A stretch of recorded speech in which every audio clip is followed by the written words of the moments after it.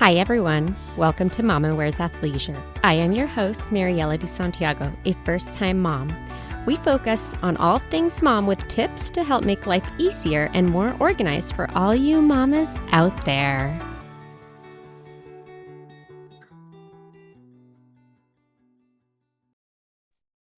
Hi, everyone. Today I'm here with Sarah and Rachel from Night and Day San Diego, and we are going to talk about nursing and helping to build that supply that we often talk about and stress about and think about and you name it.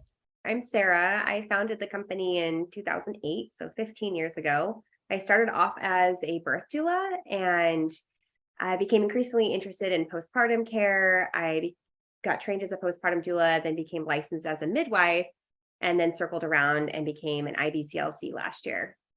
I'm Rachel. I'm a lactation consultant. I started off as a postpartum doula, and that really came from me being very jealous of my sister, who is a doula, just loving her work. I was working at a corporate office job at that time, and she just was so in love with her work. And I wasn't really drawn to birth for my lifestyle, but then I found out about postpartum care and I was hooked. So I did postpartum care for several years. And then with all the nursing questions I was being asked, I decided to become a lactation consultant.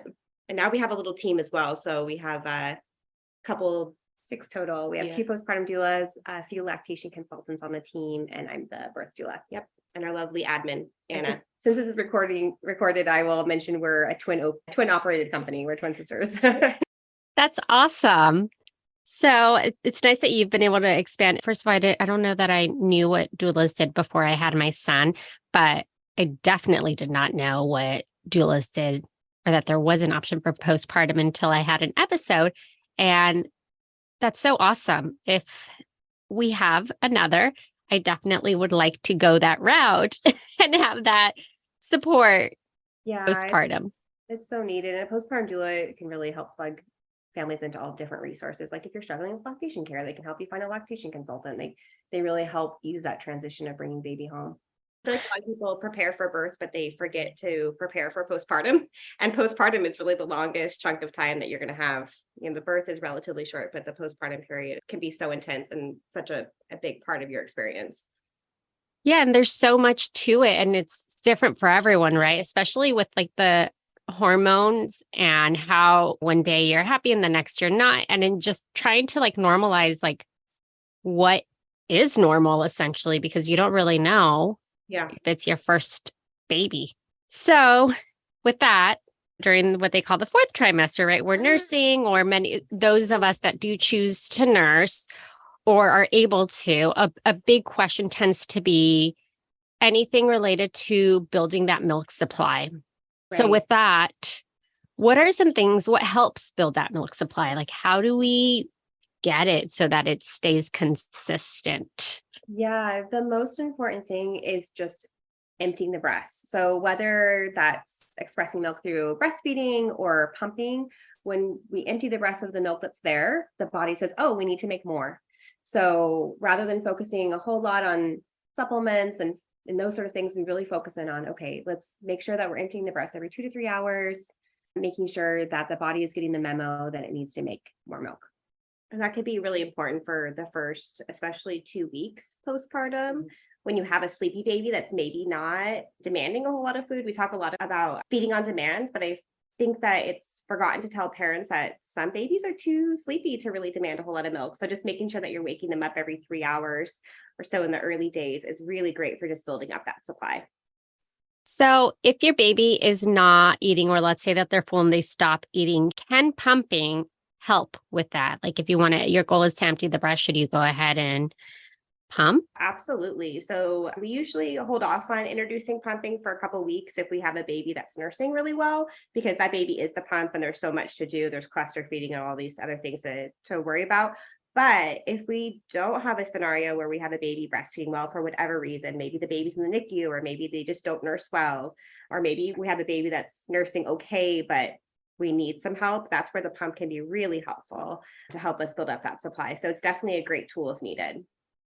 What are some things and factors that can impact or lower that supply? And I know that you mentioned with making sure that baby is woken up if they tend to be pretty sleepy so that they are nursing. But I'm kind of thinking in the sense of like for those moms that know that they're going to be returning to work and they want to be able to continue to nurse or pump, like how can they keep their supply up if work kind of tends to be a factor possibly? Yeah, I mean, stress alone of going back to work can cause a dip. When I am getting parents ready to go back to work, I often will say, like, it's okay to see a little bit of a dip. The stress itself and the busy schedule can often cause a dip in supply with going back to work. But just making sure that you're familiar with your pump, that you have a really good pump, that you've talked to your employer about your plans to be able to express milk for your baby can make that transition a lot easier. And then on top of that, sometimes like just putting a little reminder on your phone to go off to remind you to eat and drink water, and maybe another one to pump can be really helpful just for getting back to that really busy schedule, actually remembering to do those little things. I think too, giving parents a reminder that a good supply does not mean having a freezer full of milk when you go back to work. A good supply means a growing baby and a day's worth of food when you're going back to work. So when we think about pumping and going back to work, we don't need to have days or weeks worth of a milk supply stashed away. We just need enough for a few feedings. I think Instagram and TikTok has made this like really unrealistic expectation of how much milk you should have before going back to work. So we have a lot of panicked parents are like, I don't have my freezer stash ready. And I'm like, it's okay. Each day you're going to pump hopefully for the next day. So just taking away that expectation of having a lot of surplus can make it a lot easier for families to make that transition. I think also on top of like TikTok being a factor, there's just like, that mom who has a freezer full of milk and everyone's supply is a little different. And if that's you, like amazing, maybe. But if it's not you, if you feel like, oh, I always make just enough, well, that's enough. Like that's enough. We don't need to have a whole bunch of surplus. You still have a good supply, even if you're, feeding baby and not having a whole lot extra on top of that. Yeah, it's a very good point. I didn't go back to work, but I did have a lot, like our garage freezer had more than enough. And then at 9 months, my son stopped taking a bottle.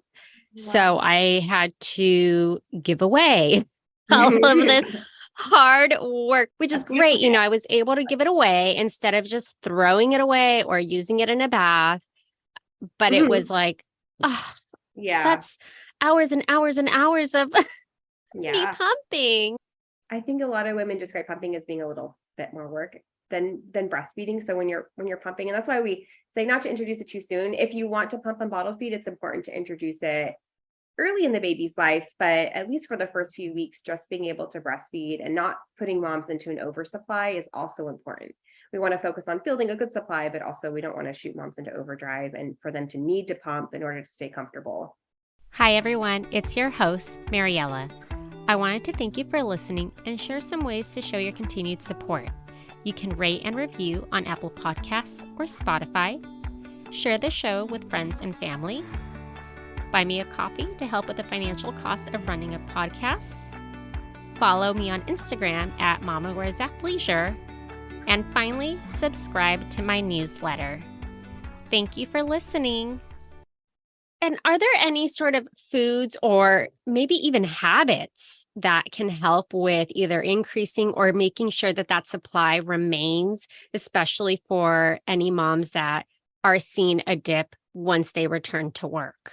I really don't recommend any sort of special food. Obviously, good nutrition overall is good for every part of our health, including a milk supply. But really just making sure that mom is eating enough food and drinking some water can be really great for keeping up that milk supply. We don't want to make a whole lot of rules around breastfeeding because I feel like it's already hard enough. But just remembering that breastfeeding is burning around 500 calories a day. So just accounting for those lost calories can be really great for keeping up supply. We like to think of it like a Orange Theory workout or an hour spin class is burning around 500 calories. That's what breastfeeding is. So just making sure to eat enough, making simple snacks that are easy to just pop and go to keep those calories up. There are definitely some supplements that we can recommend. We just usually do it on an as needed basis. Like if we do see a low supply, we can use moringa. That's a really great usually well-tolerated supplement for a lot of women, but expressing milk is really the best thing we can do. So we try to just keep it to the basics. And we very rarely tell women to cut out foods from their diet. We like them to eat their normal food that they normally enjoy, and just really stress that like breastfeeding should be accessible with a variety of dietary plans and preferences. Such a valid point about how hard breastfeeding is or how time consuming it is, right? So I don't think that we know or realize how much time you're actually putting into it until you're in it, Yeah. especially with infants, because one, that's all they're eating. Two, you're sitting at a chair or wherever it is for 40 minutes or so. And that's a lot of time Well, where you're not especially, able to move. yeah, especially in the first few weeks. We tell families it would be easier to bottle feed in the first few weeks. Almost universally, it would be easier to bottle feed a baby in the first few weeks. But after that is when you start to see your return on investment, because it does get typically easier to be able to breastfeed. But the first few weeks are really, they are a little bit slower with nursing. Their stomachs are smaller, so they need to take more frequent feedings. And then as you go down the next few weeks and months, it does get to be a lot more efficient. They get to be more efficient, and it becomes a less consuming task. But yeah, feeding babies is a lot of work. Yeah, that's why when people ask about foods and supplements and all that kind of good stuff, I'm like, there's already so much to worry about. And I feel like so much guilt around like, oh, should I be eating this thing or not eating this thing? I'm like, just eat your normal diet. Like, Yeah. just enjoy what you have available to you. So we just try to take that pressure off of moms in that aspect. Just feed your baby, feed yourself, and try to enjoy the postpartum period as much as possible. Well, and feeding baby doesn't get easier after they start eating solids. So it's just A as whole time other topic. consuming, but now you're in the kitchen instead of on a chair. Yep. Yep. Well, do you have any other tips, suggestions, or recommendations? Yeah, for me, one of our big recommendations is to get some information and support prenatally. So a lot of our families were meeting them during their pregnancy, and then they have us in their back pocket, and we could even visit them in the first few days when they get home, just to make sure that things are off to a great start. Because it's much easier to troubleshoot problems early than it is to resolve things later down the road. So things like making sure you have a good latch and that we're avoiding nipple pain are much easier if you get off to a good start. So I would say go to groups, meet other moms who are breastfeeding, meet a lactation consultant, get tips and tricks and advice before you start, and that will make it a lot easier down the road. Yeah, I love encouraging families to go to a breastfeeding group before they have their little one. That way they're actually able to see breastfeeding in real life. A lot of families are having to breastfeed without ever having seen anybody latch a baby.